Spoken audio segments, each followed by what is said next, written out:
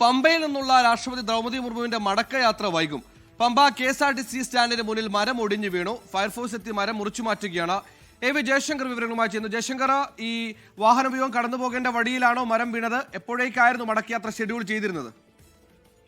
രാഷ്ട്രപതി 2 മണിയോടുകൂടി പമ്പയിലെ മരാമത്ത് ബ്ലോക്കിൽ നിന്നും തിരിക്കേണ്ടതായിരുന്നു. മരാമത്ത് ഗസ്റ്റ് ഹൗസിൽ നിന്നും രാഷ്ട്രപതി തിരിക്കേണ്ടതായിരുന്നു. പക്ഷേ രാഷ്ട്രപതിയുടെ മടങ്ങി വരവ് പമ്പയിൽ നിന്നുള്ള തിരിച്ചുള്ള യാത്ര വൈകുമെന്നാണ് നിലവിൽ ലഭ്യമാകുന്ന വിവരം. ഈ KSRTC ബസ് സ്റ്റാൻഡിന് സമീപം ഒരു മരം കടപുഴകി വീണിരിക്കുകയാണ്. റോഡ് ഉൾപ്പെടെ ബ്ലോക്കാക്കിയ നിലയിലാണ് ഈ മരം ഇപ്പോൾ കിടക്കുന്നത്. ഇതിന്റെ ചില്ലകൾ ഉൾപ്പെടെ മുറിച്ചു മാറ്റാനുള്ള ശ്രമം ഫയർഫോഴ്സ് നിലവിൽ ആരംഭിച്ചിട്ടുണ്ട്. നിലവിൽ ലഭിക്കുന്ന വിവരങ്ങൾ അനുസരിച്ച് 3 മണിയോടുകൂടി മരാമത്ത് ബ്ലോക്കിൽ നിന്നും രാഷ്ട്രപതി പമ്പയിൽ നിന്ന് പത്തനംതിട്ടയിലേക്ക് തിരിക്കുമെന്നാണ് ലഭ്യമാകുന്ന വിവരം. നേരത്തെ 2 മണിക്ക് തിരിച്ച് 3:45 പത്തനംതിട്ടയിലെത്തി പത്തനംതിട്ട പ്രമാണത്തിൽ നിന്ന് തിരുവനന്തപുരത്തേക്ക് തിരിക്കുക എന്ന തരത്തിലായിരുന്നു ക്രമീകരണം. പക്ഷേ അപ്രതീക്ഷിതമായി ഈ മരം വീണതോടുകൂടി രാഷ്ട്രപതിയുടെ യാത്ര വൈകുന്നു എന്നാണ് മനസ്സിലാക്കുന്നത്. നിലവിൽ 3 മണിക്ക് അല്പനേരം വിശ്രമിച്ച ശേഷം രാഷ്ട്രപതി പമ്പയിൽ നിന്ന് തിരിക്കും. ഈ റോഡ് സൈഡിൽ രാഷ്ട്രപതിയുടെ വാഹനവ്യൂഹം പോകേണ്ട വഴിയിലാണ് ഈ മരം വീണ് കിടക്കുന്നത്.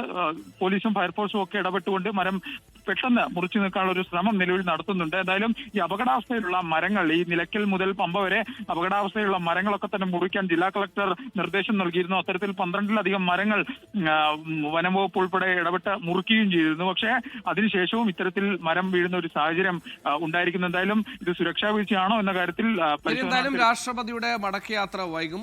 പോകുന്ന വഴിയിൽ മരം വീണിരിക്കുകയാണ്. അത് മുറിച്ചു മാറ്റിയ ശേഷം മാത്രമായിരിക്കും രാഷ്ട്രപതിയുടെ വാഹനവ്യൂഹവും അതുവഴി കടന്നു പോവുകയുള്ളൂ. ജയശങ്കറാണ് വിവരങ്ങൾ നൽകിയപ്പോൾ.